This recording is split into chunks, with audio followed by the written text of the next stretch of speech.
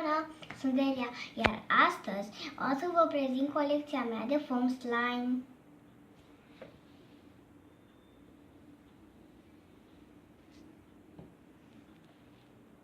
Să începem. Mai întâi o să începem cu galbene. Galbene e preferatul meu. Știți videoul acela? Când am făcut... Când am amestecat. Și mi-a ieșit ceva de genul ăsta și nici măcar nu cad biluțe din el. Foarte super. Mie îmi place foarte mult. Puțin cam lipicios. Dar este drăguț. Sar biluțe din el, dar deja sunt în tavă.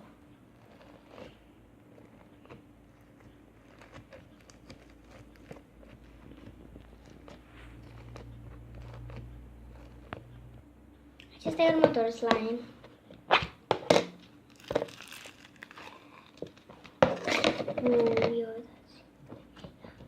Asta iau puțin slime normal. Să te-l prezint cum a fost înainte. Uitați. Așa a fost. Mai țineți minte videoul acela când am prezentat colecția mea de slime-uri cumpărate? Acesta e.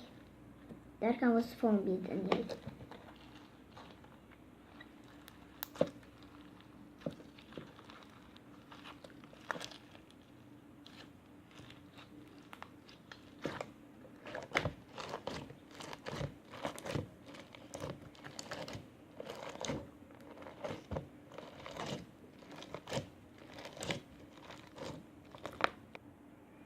Următorul slime e acesta.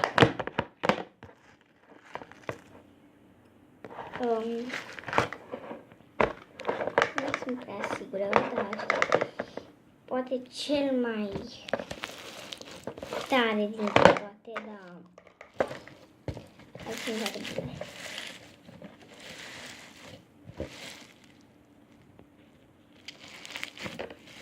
Nu vreau să mă joc cu el așa de mult. Și încă o să trecem la următorul slime. Acesta e următorul slime.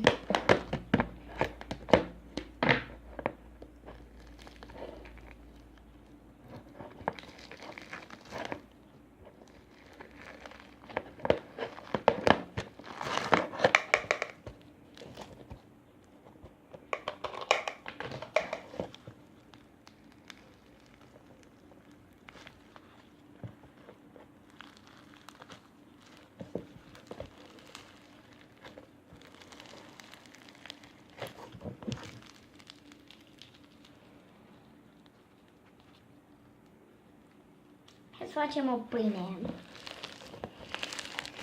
Din nou. O pâinică. Nu prea știți cum arată pâinile așa. Așa am eu în gând o pâine feliată. Și pâinica trebuie să fie ruptă.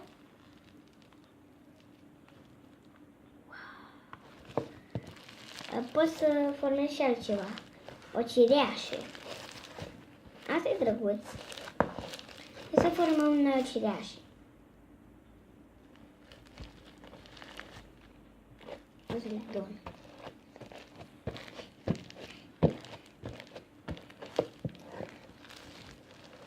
Ce drăguț. O să trecem la următorul slime. Acesta e următorul slime.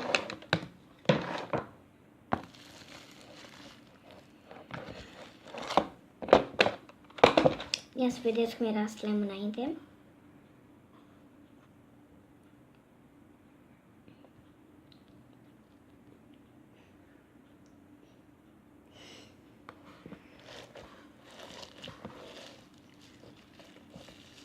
Așa. Super. Și lipicios. Ca să țină biluțele înăuntru. Și dacă vreți să faceți foam slime, trebuie să păstrați slime-ul puțin mai lipicios, să se prindă biluțele de el.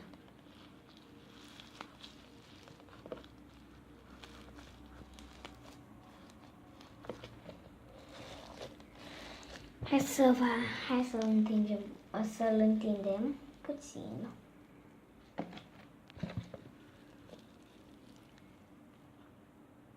Nu prea se întinde, dar e slime.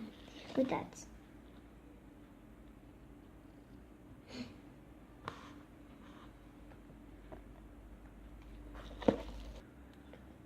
Acesta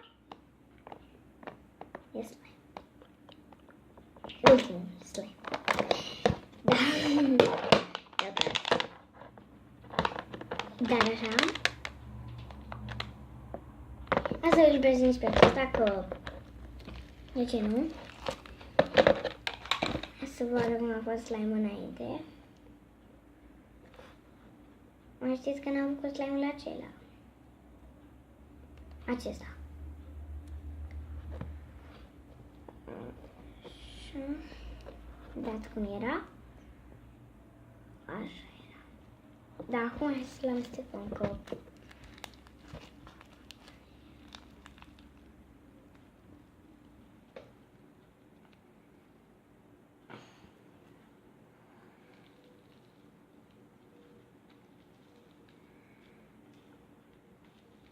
Acum să facem Rainbow Poops Roll.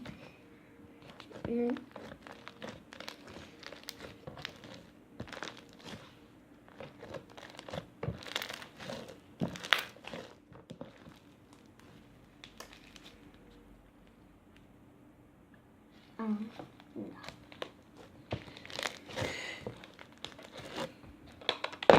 Trecem la acest slime. Știi de ce nu l-am făcut pe acesta? Fiindcă era puțin mai, așa, mai umed.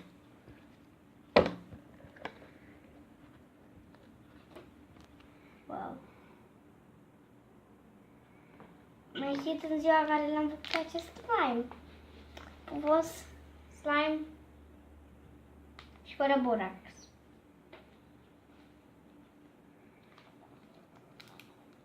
Era pufos cu ulei de bebeluș.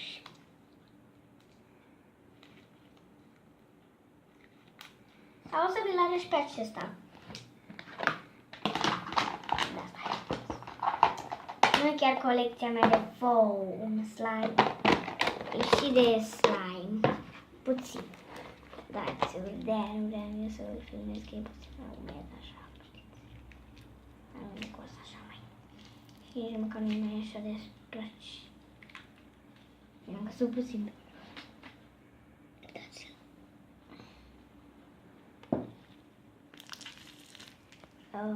Da.